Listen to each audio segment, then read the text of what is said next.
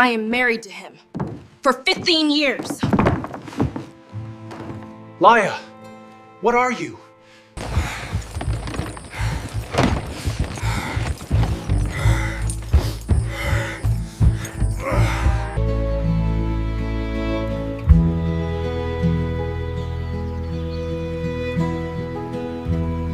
Cowboy promised he'd marry the Apache girl who saved him years. Later, she returned for him. The courthouse doors swung open with a bang that silenced every conversation in the small frontier town. A woman stood in the doorway backlit by the harsh afternoon sun. She wore a vest of tanned leather over a simple cotton shirt, a Colt .45 resting on her right hip, and a long hunting knife on her left. Her black hair hung in a single braid down her back adorned with a single eagle feather. Her face was beautiful, high cheekbones, dark eyes, sun-kissed skin. But those eyes held something cold and unforgiving. She was Apache, and she was armed. The townspeople froze. Whispers rippled through the crowd like wind through dry grass. Is that an Indian woman? What's she doing here? The woman's gaze swept the courtroom with predatory focus until it landed on a man sitting in the front row.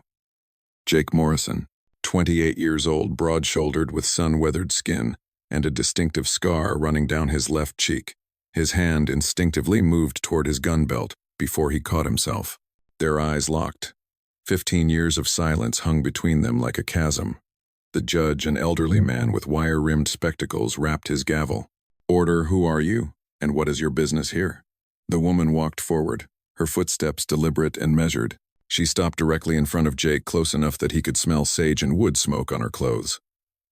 "My name is Laya Morrison," she said, her English clear but accented. "And I'm here to claim what this man owes me." The courtroom erupted in confused murmurs. Jake's face went pale. "Mrs. Morrison." The judge looked between them, bewildered. "You're claiming to be married to Mr. Morrison." "I am not claiming," Laya said coldly. "I am married to him. For 15 years. The gasps were audible now. Jake stood slowly, his chair scraping against the wooden floor. "Laya, what are you?" "Sit down." Her voice was sharp as a blade. Jake sat. The judge shuffled through papers on his desk. "Mr. Morrison, is this true? Are you married to this woman?" Jake's jaw worked for a moment before he answered. "Yes, Your Honor." "We were married 15 years ago, and yet," Laya continued, her voice rising, "in those 15 years we have never lived together. Not for one day, not for one night. He took me as his wife in ceremony, and then he abandoned me." "That's not," Jake started. "You paid 20 horses for me." Laya cut him off, her eyes blazing. 10 guns, 50 blankets. You paid my father's bridewealth. You made me your wife according to Apache law and white law both." She pulled out a folded document from inside her vest and slammed it on the judge's desk. "This is the marriage certificate. Legal, binding, witnessed." The judge examined the document, his eyebrows rising. "This appears legitimate. Signed by both parties. Witnessed by," he squinted, "Chief Tahatan of the Apache Nation and Jeremiah Brown." "My father," Laya said quietly, and for the first time emotion cracked through her cold facade. "He died 2 years ago." Jake's head snapped up. "What, Laya? I didn't know. How would you know?" She turned on him, tears she'd been holding back finally spilling over. "You never came back. Not once in 15 years. The courtroom had gone completely silent. Every eye was fixed on the drama unfolding. "Mrs. Morrison," the judge said gently, "perhaps you should explain." "From the beginning." Laya took a shaky breath, wiping her eyes with the back of her hand. When she spoke again, her voice was steadier, but the pain underneath was unmistakable. 15 years ago, this man was a boy 13 years old and dying in the mountains. My father found him, saved him, and in return they made a deal. She looked at Jake, her expression unreadable. A deal that would change both our lives forever. 15 years earlier, winter 1870, Montana Territory. The snow had been falling for 3 days straight. Jake Morrison, huddled in his makeshift shelter, barely more than branches, leaned against a boulder and tried to keep his teeth from chattering. His leg throbbed where the grizzly had mauled it. The wound was infected, he knew. The red lines spreading from it told him so. Another day, maybe 2, and the fever would kill him. His uncle was dead. The bear had seen to that. Their horses had scattered. Jake had crawled for 2 miles before exhaustion and pain had forced him to stop. He was going to die here. 13 years old, and he was going to freeze to death in the Montana wilderness. The sound of voices made him grip his rifle with trembling hands. He had 2 bullets left. If they were raiders or hostile Indians, he'd use 1 bullet to fight and save the last for himself. But the men who appeared through the snow weren't attacking. They were Apache hunters, 5 of them led by a tall man with gray streaking his black hair.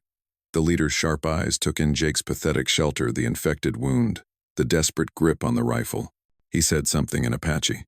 The others laughed, but not cruelly. More like pity. One of the younger hunters stepped forward. "You speak English?" Jake nodded weakly. "I am Little Wolf. This is Chief Tahatan." He gestured to the gray-haired leader. "You are dying." "I know," Jake managed. Little Wolf translated rapidly for the chief.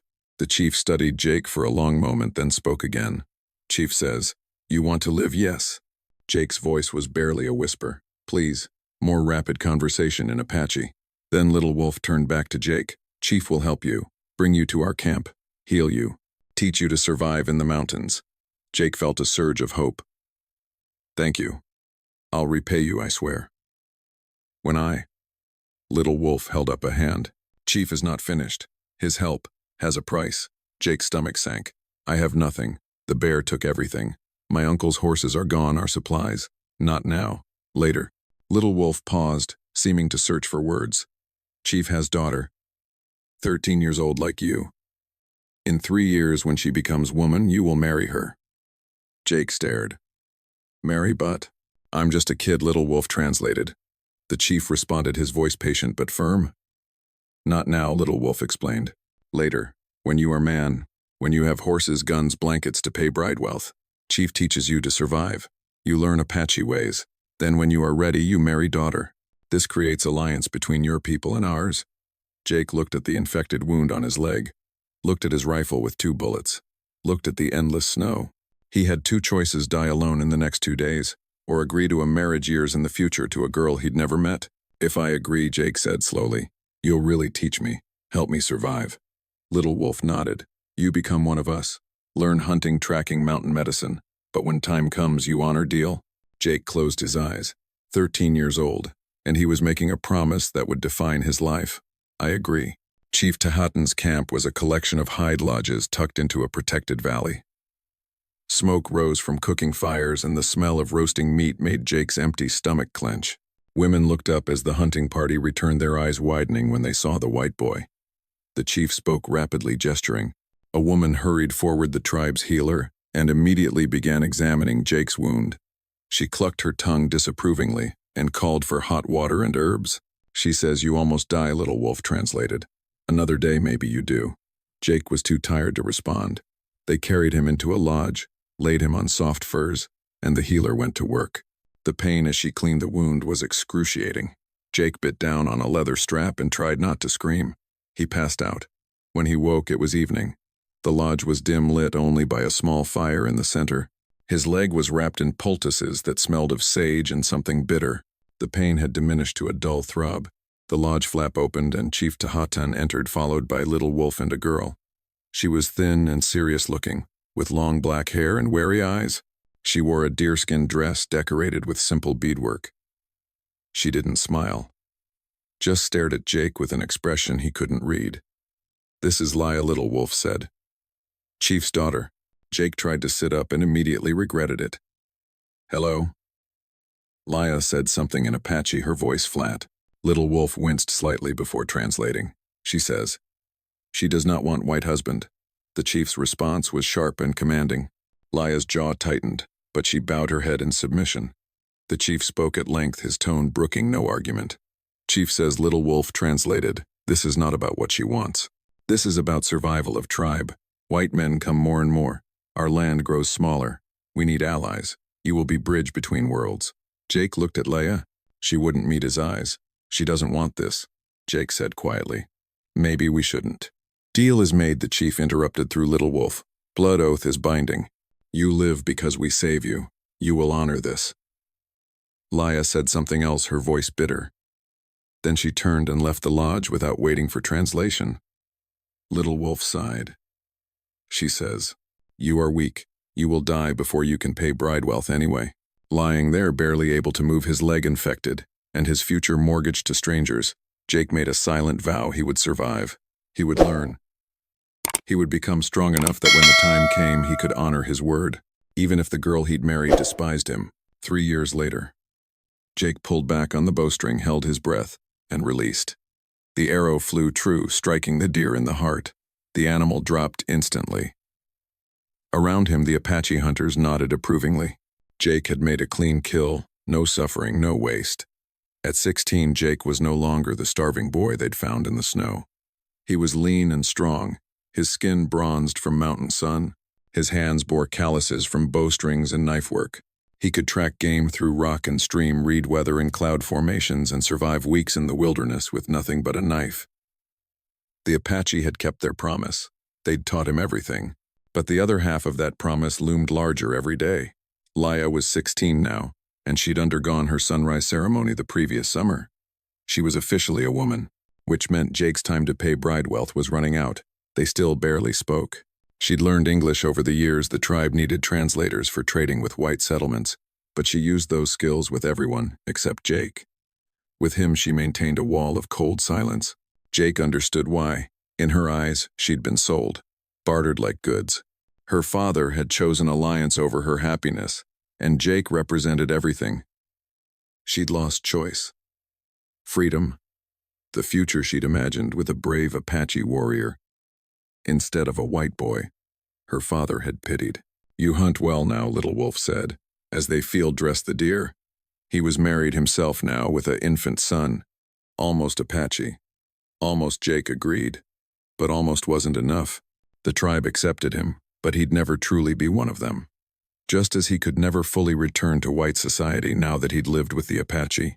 He existed between two worlds belonging to neither. "You should start earning bridewealth soon." Little Wolf continued, not unkindly. "Chief is patient, but not forever."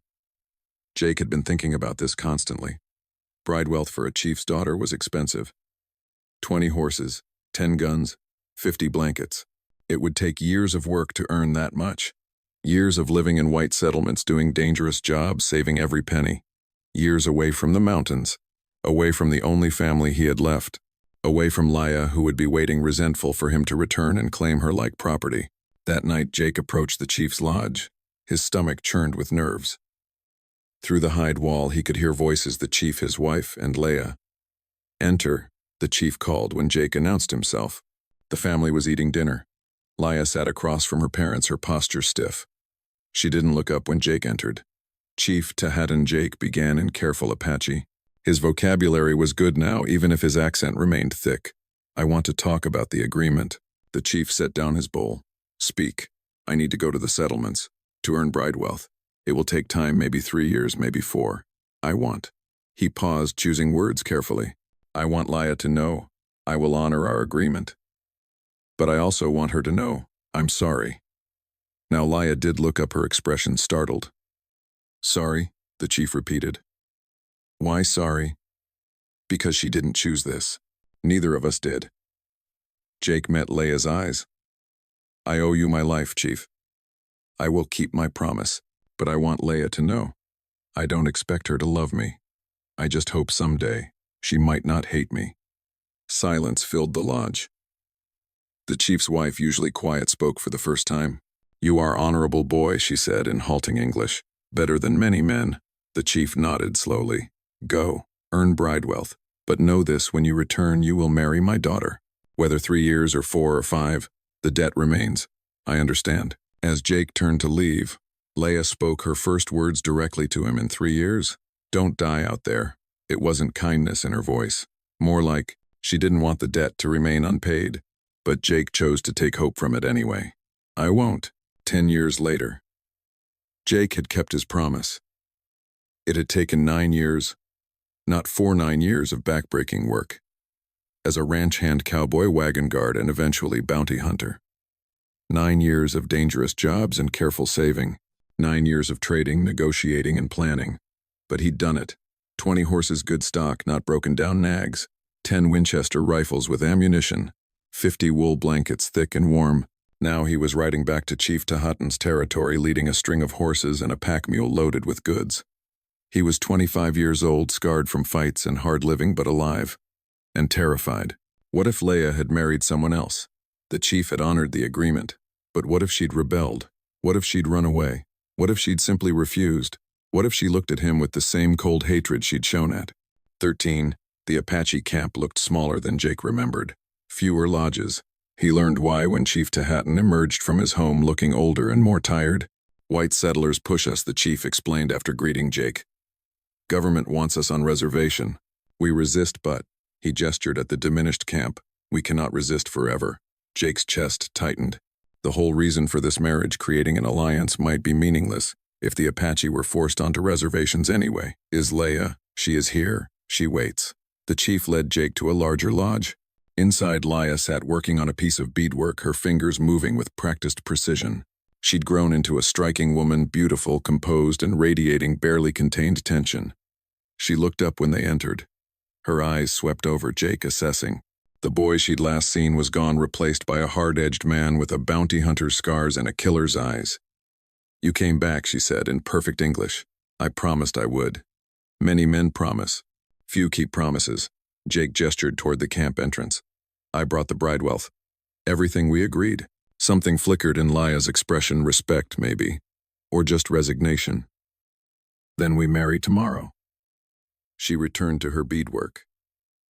"Laya, you paid 20 horses for me, like buying cattle." Her voice was flat. "This is business. Let us not pretend otherwise." Jake wanted to argue, but the chief touched his shoulder. "Give her time. She is angry, but she will honor agreement." That night, Jake couldn't sleep. He sat by the fire watching stars wheel overhead, wondering if he'd made a terrible mistake years ago, wondering if survival was worth this price, a marriage built on resentment instead of love. The wedding ceremony the next day was brief and formal. Laya wore traditional dress and looked beautiful. Jake wore his best clothes, still rough by city standards, but the finest he owned. They spoke vows in both Apache and English, witnessed by the tribe and Jeremiah Brown, the mountain man who'd become Jake's friend. They did not kiss. Afterward, Jake tried to talk to Laya privately. They stood at the edge of camp, the celebration continuing behind them.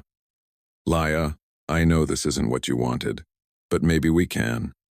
"Can what?" she interrupted. "Make it work. Get to know each other." She laughed bitterly. "You paid 20 horses for me. I am purchased goods, property. That's not fair." Jake protested. "It was survival. For both of us. Was it? You survived. You learned skills, earned money, gained freedom." Her eyes flashed. "What did I gain? I gained the knowledge that my father valued alliance more than my happiness. That I was currency to be traded. Your father was trying to protect the tribe by selling his daughter." She wrapped her arms around herself. "I will be your wife, because honor demands it. But do not expect me to love you. You want a wife who can cook, track, interpret, fine. I will do those duties." She met his eyes, and the coldness there made Jake's heart ache. "But my heart, you did not pay enough horses for that." She walked away back to her father's lodge. Jake stood alone, legally married, completely isolated. Chief Tahattan found him an hour later. "She will come around. Give her time." "How much time? However long it takes." The chief's expression was sympathetic but firm. "You both prisoners of circumstance. You both had no choice. But maybe, someday, you find choice together." Jake wanted to believe him. But as he rode away from camp the next morning, Laya had refused to come with him, returning to live with her tribe. He felt the full weight of his failure. He'd kept his promise. He'd honored the debt. But he'd gained a wife in name only, and lost any chance at happiness. "So you've been married 15 years, the judge said slowly, "but never lived together." "Not once," Laya confirmed. "He left the day after our wedding. I stayed with my tribe." "I thought you wanted space," Jake said desperately. "You said you didn't want me. I was 19. Angry, scared." Laya's composure finally cracked. "But you were my husband. You should have fought for me. You should have tried." "I did try. I came back 3 times in the first year. Each time you refused to even speak to me. Because I was hurt. So was I." The courtroom watched their argument like spectators at a drama. The judge rapped his gavel. "Enough. Mrs. Morrison, why are you here now?" After all this time, Laya's anger drained away, replaced by something raw and vulnerable. 2 years ago, raiders attacked our camp. They killed my father, my mother, my younger brother. Her voice broke. "I was hunting. When I returned, everyone was dead." Jake's face went white. Laya, I didn't know. I'm so sorry I tracked those raiders for 2 years. Found their hideout in the Badlands. She turned to face Jake directly. There are too many for me to handle alone, so I came to collect what you owe me. I don't understand, the judge interjected. What does he owe you? According to Apache law, a husband who abandons his wife owes compensation. Double the bridewealth. Laya's eyes glittered. 40 horses, 20 guns, 100 blankets. Jake's jaw dropped. I don't have that kind of money. I know Laya cut him off. So I offer alternative. Come with me. Help me kill the men who murdered my family. Then, she took a breath, then we can divorce, and you'll owe me nothing. You're asking me to help you murder people, the judge sputtered. Justice Laya corrected, not murder. These men killed my family, burned our camp. I have the right to blood vengeance. This is highly irregular, I'll do it, Jake interrupted. Everyone turned to stare at him. What Laya's surprise was evident. Jake stood facing her.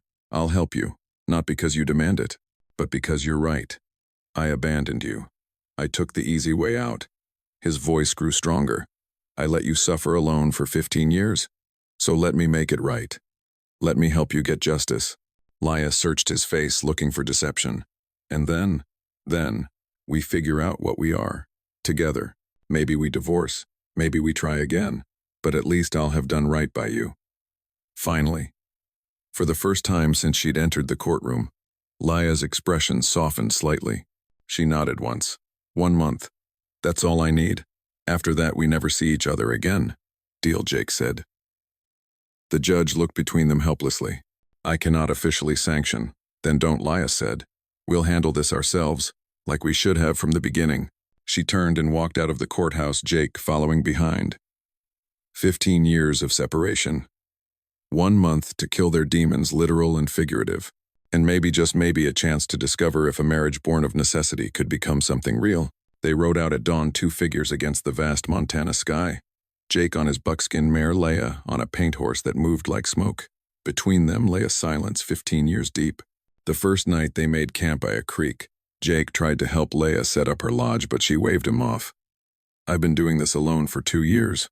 Jake watched as she erected a shelter with practiced efficiency, a skill he'd lost during years of sleeping in town boarding houses. His own attempt at a lean-to collapsed twice before he got it standing, and even then it looked precarious. Laya observed from across the fire, her expression unreadable. When the storm hit near midnight, Jake's shelter lasted 10 minutes before the wind tore it apart. He sat in the rainwater streaming down his face, too stubborn to ask for help. Get in here. Laya's voice came from her lodge. Before you catch fever. Jake hesitated, then crawled inside. The interior was warm and dry, smelling of sage. Laya tossed him a blanket. Change? Turn around. He did, peeling off his soaked clothes while she studied the storm outside. When he was decent, wrapped in the blanket, an awkward silence fell. You used to be better at this, Laya finally said. Surviving. I got soft. Town living. Yes. You chose comfort over. She didn't finish the sentence, but the implication hung heavy. Jake took a breath. I chose wrong. I know that now. I thought giving you space was mercy, but it was cowardice. Laya was quiet for a long moment. Why did you really agree to help me? Because you're my wife, and I failed you. I stopped being your wife 15 years ago. Maybe, Jake said softly, but I never stopped being your husband. Something shifted in the darkness between them. Not forgiveness, not yet. But maybe the first crack in the wall. Over the next days, they fell into a rhythm. Jake watched Laya track the raiders' trail with a skill that humbled him. She read signs in broken twigs and disturbed earth that he couldn't even see. She'd become an extraordinary hunter, moving through wilderness like she was part of it. You're amazing at this, he said one afternoon, as she identified 3-day-old tracks. I had to be. Her voice was matter-of-fact. No one to teach me after father died. The guilt hit Jake like a physical blow. While he'd been living safely in town, she'd been learning survival alone, driven by grief and necessity. That evening, as Jake struggled to repair his worn-out boots, Laya appeared with leather sinew and beads. Give me your boots. They're fine. They're falling apart. You'll get blisters. Slow us down. She took the boots, despite his protests, and began working by firelight. Her hands moved with hypnotic precision, cutting, stitching, shaping new moccasins. Jake found himself watching, mesmerized. I remember, he said quietly. You used to make these for your father. Her hands paused. Every winter. Can I help? She looked at him for a long moment, weighing something. Then she handed him an awl. Punch holes here. Don't waste my leather. They worked in silence, Jake concentrating fiercely. His fingers weren't as nimble as hers, but he tried. Hours passed. When she inspected his work, she nodded once, the closest thing to approval he'd received. By morning, the moccasins were finished. Beautiful work with subtle beading in a traditional pattern Jake recognized from his time with the tribe. These are incredible, he said, slipping them on. Perfect fit, thank you. Don't thank me, she said, looking away. Just don't slow down. But Jake noticed her hands had trembled slightly when she'd handed them over. In Apache culture, he remembered making moccasins for a man was deeply intimate. It meant, I want your path to be safe. Laya had just told him something without words. A week into their journey, they camped by a stream. Jake's hair was matted and dirty, and he was trying unsuccessfully to work out the tangles when Laya appeared with a bone comb. Sit. I can. You'll get lice. Sit. Reluctantly, Jake sat. Laya positioned herself behind him and began working through the knots. Her touch was firm but careful, nothing like the rough handling he'd expected. Jake found himself tensing. This was intimate in a way he hadn't anticipated. He couldn't remember the last time someone had touched him like this, with care, with attention. I remember, Jake said softly. You used to do this for your little brother. Laya's hands stilled. Yes, he loved it. Silence. Then her voice thick with emotion. He was 14 when they killed him. Fought to protect Mother, but he was just a boy. Her hands trembled as they resumed their work. Jake started to turn around. Don't, she said quickly, but then quieter. This is why I need to find them. They took everything. My family, my home, my future. They didn't take everything, Jake said. You're still here? Still fighting? Am I? Or am I just surviving? Like you survived for 15 years without me. The accusation stung because it was true. I didn't survive. I have money, reputation, land, but I've been empty. Laya's hand stilled in his hair. Why didn't you come back? Really, because I was afraid. Afraid you'd reject me. Afraid I'd fail you again. Afraid I'd find out you were happy without me. I wasn't happy, she whispered. I was angry, then alone. And now, I don't know what I am. Jake reached up slowly and touched her hand where it rested in his hair. She didn't pull away. Then we survived together. No more running. They sat like that as the sun set, Laya's fingers still tangled in Jake's hair, both of them breathing in sync for the first time in 15 years. They needed supplies, which meant entering a frontier settlement. Jake noticed how Laya's posture changed as they approached, shoulders back, chin up, hand resting casually near her gun. Ready for trouble. The stares started immediately. Whispers followed them down the main street. That's an Indian woman. What's she doing here? Probably a whore. A drunk cowboy stumbled out of the saloon as they passed. Hey, pretty Apache girl. How much for an hour? Jake stepped between them before Laya could react. His hand dropped to his gun. That's my wife, he said, voice deadly calm. Apologize. The drunk squinted at him. Your wife. You married a savage. Jake's fist caught him square in the jaw. The man went down hard. His friend started forward, but Jake's hand was on his gun now, and something in his eyes made them stop. Anyone else want to comment on my wife's silence? The men backed away. As they walked on, Jake stayed on Laya's right side, the danger side, positioning himself between her and hostile stares. He bought supplies without haggling, treated her with obvious respect, made it clear to everyone watching that she was under his protection. Laya noticed. All of it. You didn't have to hit him, she said when they'd left town. Yes, I did. I can defend myself. I know, Jake said, but you shouldn't have to. Not from my people. Something in Laya's expression softened. He'd called her my wife without hesitation, with pride. He'd stood up for her without being asked. For the first time, she saw him not as the boy who'd bought her, but as a man who chose to stand beside her. 2 days later, Jake wasn't paying attention when he stepped over a log. The rattlesnake struck fast, fangs sinking into his calf. He shouted, stumbling back. The snake disappeared into the brush. Laya was beside him, instantly pushing him down. Don't move. Don't panic. She examined the bite with cool efficiency, then disappeared into the brush. Jake's heart was racing. Rattlesnake venom could kill. He'd seen men die from bites like this. Laya returned with plants he didn't recognize. She crushed them into a poultice with practiced hands, then bent over his leg. This will hurt. She sucked venom from the wound spat, repeated. Jake bit down on his belt to keep from screaming. When she was satisfied, she packed the poultice onto the bite and wrapped it with cloth torn from her shirt. You'll live, she said, but you'll hurt for a while. That night, fever hit. Jake shivered uncontrollably despite the fire. Through the haze, he felt Laya spreading her bedroll next to his. Body heat, she explained. Only way. She lay down beside him, wrapping them both in blankets, pulling him close. Jake's fevered mind barely registered the intimacy, but some part of him, the lonely, isolated part that had lived 15 years without human warmth, curled into her embrace. Laya held him as he shook one hand, stroking his hair, whispering in Apache. Words he couldn't understand, but that sounded like comfort, like care. Don't leave me, she whispered when she thought he was asleep. Not now. Not when I'm finally. She didn't finish, but Jake heard it anyway. When he woke the next morning, still wrapped in her arms, her face peaceful in sleep, something clicked into place. This was what marriage should feel like.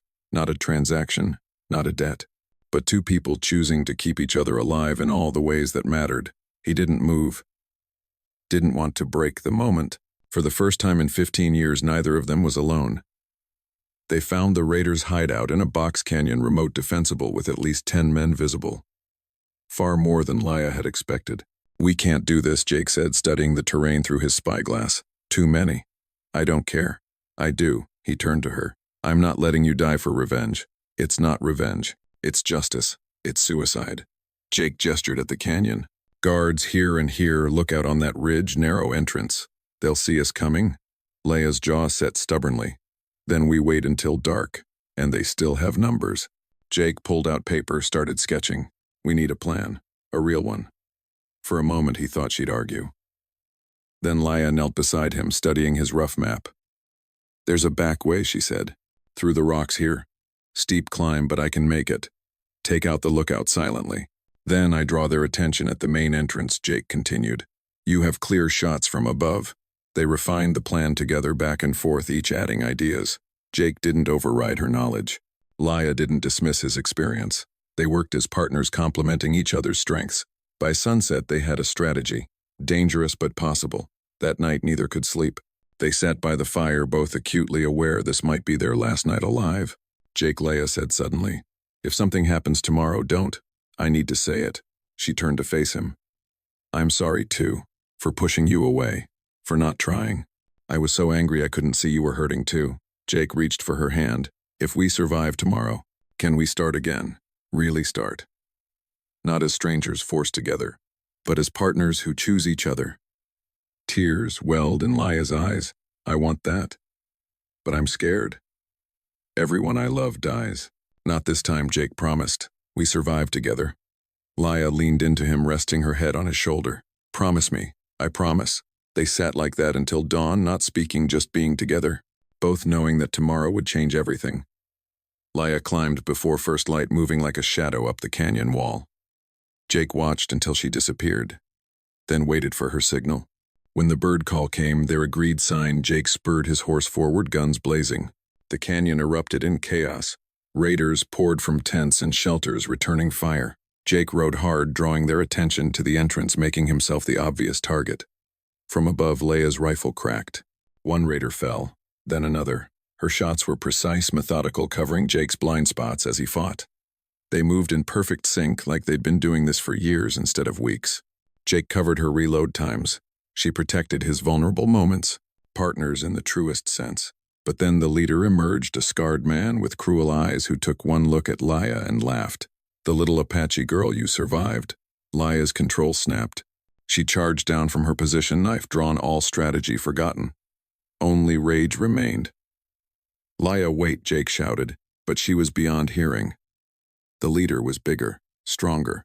He caught her charge, spun her around, knife to her throat. I remember you, he hissed, hiding like a coward while we killed your family. Jake's world narrowed to that knife against Laya's throat. He ran, drawing his gun, but the leader saw him coming. The choice was instant, save himself or save her. Jake didn't hesitate. He crashed into the leader as the man's gun fired. Pain exploded in Jake's shoulder, but he'd knocked the blade away from Laya's throat. Jake, no, Laya screamed. They grappled. Jake's wounded shoulder made him clumsy, but he fought with desperate strength. The leader was winning, choking Jake. When Laya finally got clear, her knife flashed. Once. Precise. The leader gasped, looked down at the blade in his chest. You married him. A white man, I married a good man, Laya said coldly. You wouldn't understand. He fell. Laya rushed to Jake. Blood soaked his shirt from the shoulder wound. You idiot. You could have died. Couldn't let him hurt you, Jake. Managed through the pain. Laya's hands shook as she tore fabric for bandages. Why did you? Because I love you. Jake interrupted. I don't know when it happened. Maybe it was always there. But I love you. And I'm done running. Laya's composure shattered. You can't love me. You don't even know me. I know you're brave. Strong. Loyal. I know you made me moccasins even though you hated me. I know you saved my life multiple times.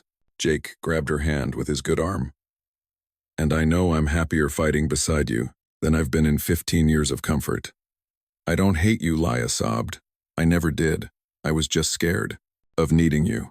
Of losing you like everyone else. Jake pulled her close. You won't lose me. I'm here. For real this time. Forever. She kissed him then. Desperate, passionate 15 years of longing poured into that moment. When they broke apart, foreheads touching, both crying, Laya whispered, I love you too. I think I always did. Jake's recovery took weeks. They stayed in his small cabin, isolated in the mountains between white settlements and Apache territory.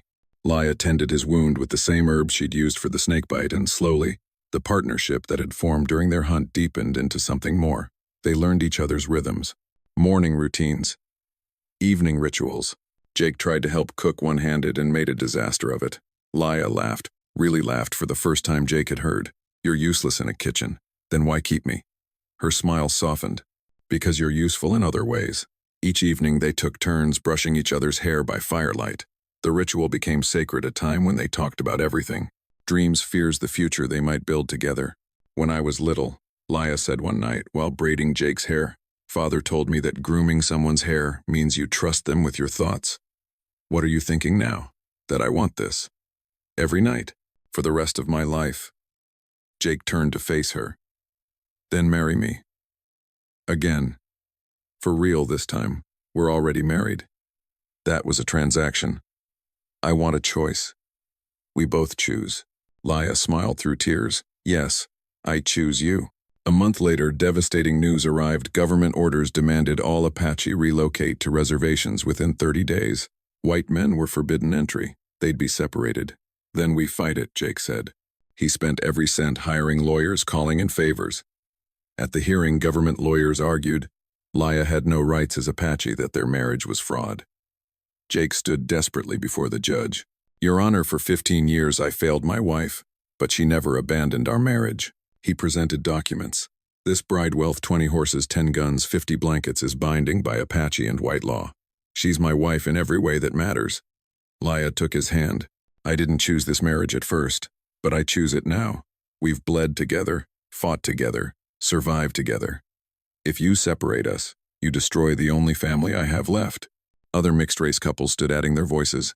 After agonizing deliberation, the judge spoke. This court recognizes the marriage of Jake and Laya Morrison. Mrs. Morrison is granted exemption. He fixed them with a stern look. Make this marriage real. We will, Your Honor, they promised together. 2 months later, they held a ceremony blending both cultures.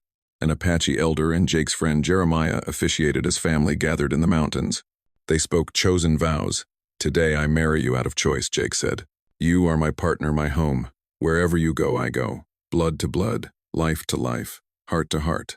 Laya's voice shook. You showed me love isn't given. It's built through sacrifice and choice. I choose you, every day, heart to heart. Then came the wedding vase ceremony. The elder held up the clay vessel. Laya had made 2 spouts, connected by an arched handle, decorated with a horse and eagle, their patterns intertwined below. He poured sacred water, adding bitter wormwood. Marriage holds both sweet and bitter. You must taste both together. Jake drank from one spout, remembering lonely years. Laya drank from the other, remembering grief. Neither flinched at the harsh taste. The final challenge, drinking from both spouts simultaneously without spilling. They faced each other, the vase between them. Let your hearts guide you, the elder instructed. Jake and Laya locked gazes, breathed together, moved together. Water flowed into both mouths at once, steady and synchronized. Not a drop spilled. The crowd erupted in cheers. 2 streams have become 1 river, the elder proclaimed. This marriage is sealed. He wrapped the vase carefully. Keep this sacred. If one journeys to the spirit world first, this vessel must go too. It cannot exist with only half a heart. 20 years later, Jake and Laya sat on their porch watching grandchildren play. The wedding vase held place of honor inside treasured symbol of their union. Tell us about the vase, Grandma, little girl asked. Laya smiled at Jake. It's about 2 people learning that the strongest bonds aren't formed in perfect moments, but in moments of choice. They'd chosen each other, every day for 20 years, and they would keep choosing until the very end. The end,